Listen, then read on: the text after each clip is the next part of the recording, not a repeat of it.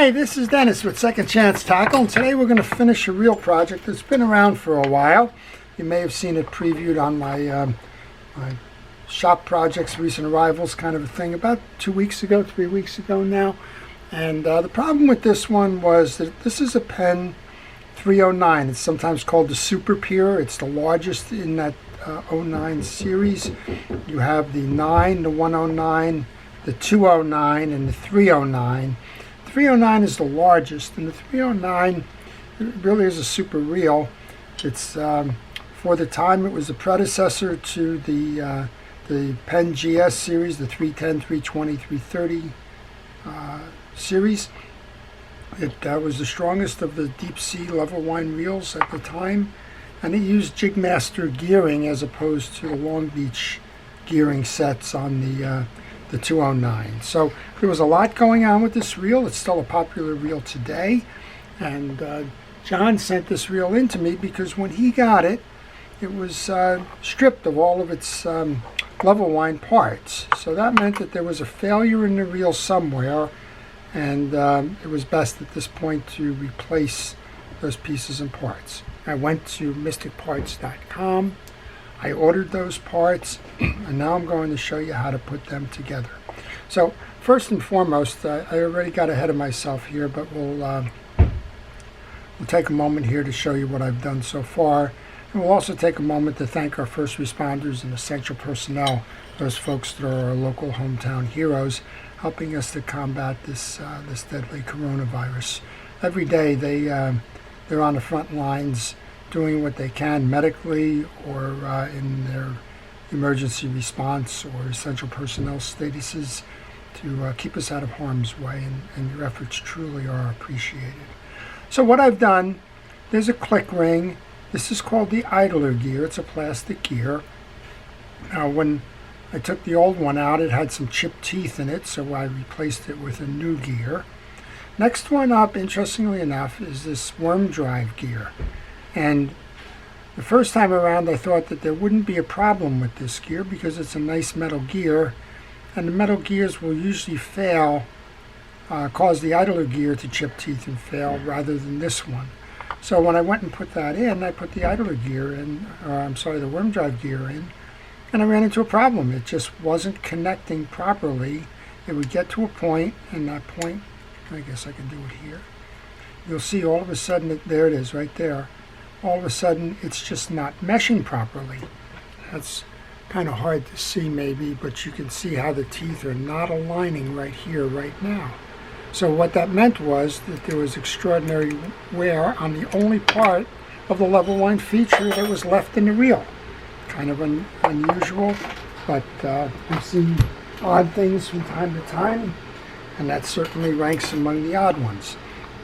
So I went back to Mystic Parts after ordering the other pieces, and I got a new worm drive gear.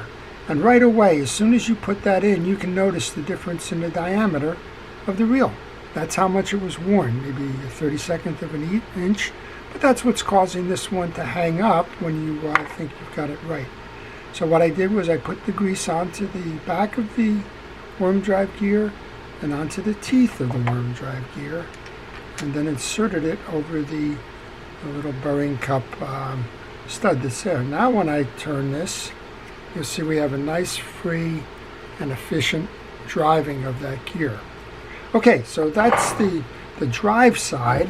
That drive side is accomplished by the inner ring here on the spool. You can see the gearing here. That's going to drive the plastic idler gear, which is going to drive the worm gear. So your spool will nest into the bearing here. That small gear is going to turn this one, and as you can see, the rest of it is kind of how that will work. We have a new line guide, which is also part of the worm gear line guide piece. We have the line guide itself. We have the worm gear, which is the one that's tracked with the grooves in it. And underneath the cap here, there is a pawl. I'll take it out to show you. There's a cup and a pawl. The pawl is a forked cylinder that's going to ride in those grooves. So you can see it here. If I remove it. This is your pawl, and you can see the forks on it. And those forks are going to ride on each side of the worm gear. So go ahead and put that back in.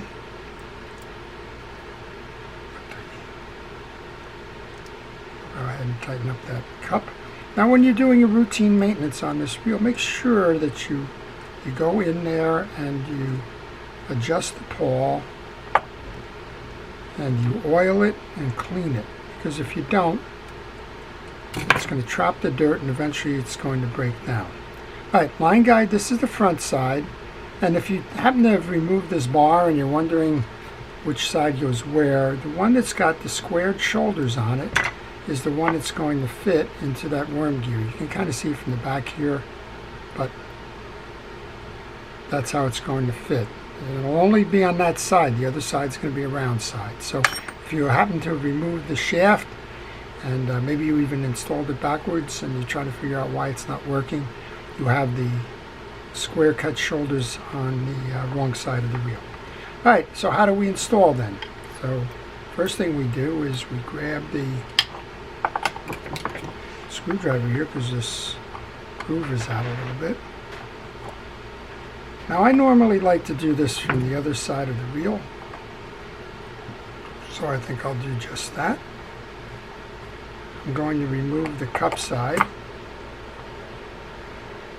We're going to put the ring back on to protect the worm gear drive.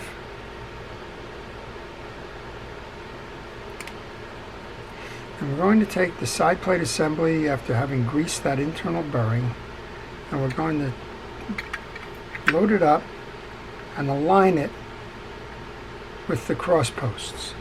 We only want to take 2 screws, and we just want to get those screws started. So while I'm doing that, I would encourage you, if you like these kinds of videos, like to understand reel mechanics and see how to tune them up, then I would encourage you to subscribe to my channel. And if you do subscribe to my channel, please hit the notification button. That way you won't miss any of the episodes that I'm doing. And of course you can choose whether the episode that I'm doing the reel repair on is one you want to watch.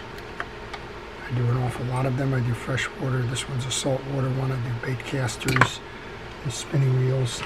And you can choose which ones make sense for you to watch. And that's kind of what it's all about. So hit the notification button if you subscribe. If you have a question on a reel repair, just leave that in my question comment section, and I'll help you to try and help you with answering your question.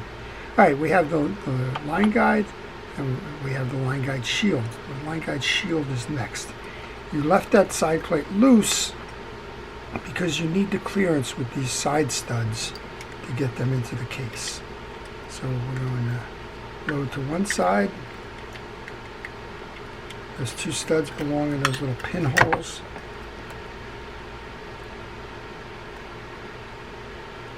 When you put them into one side, you can then move over to get the other side aligned properly. That's a visual thing, but there you go. We have that aligned properly now, and you can see how the sides of that line guide remain flush. We're going to take our screwdriver then and tighten those down. That way that line guide won't slip out as we do the rest of this assembly. I'm going to take the shorter screws. There's 2 sizes of those screws if you didn't notice. Take the shorter screws and put that into the reel seat.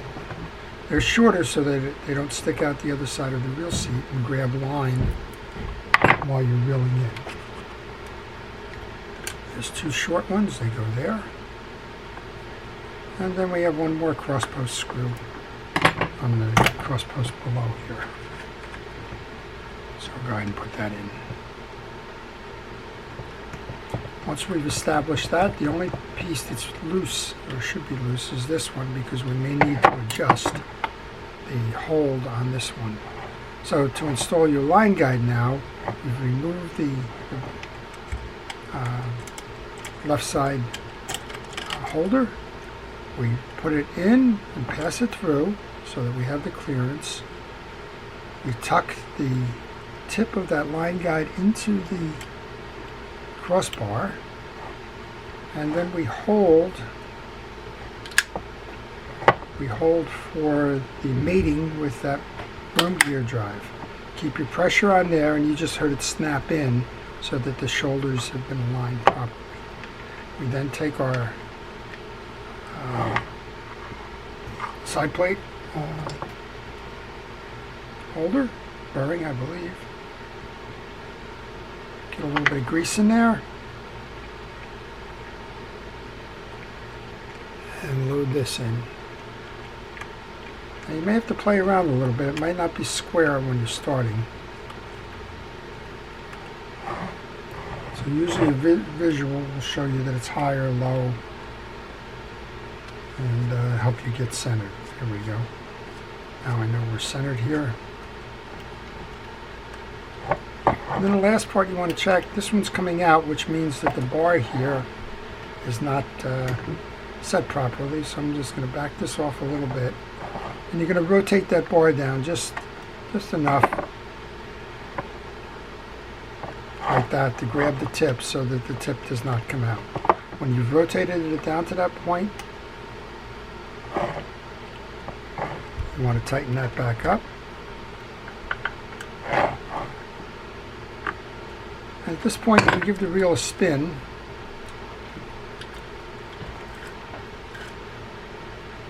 We've got two things going on here. We have a tight worm gear and we have a tight spool.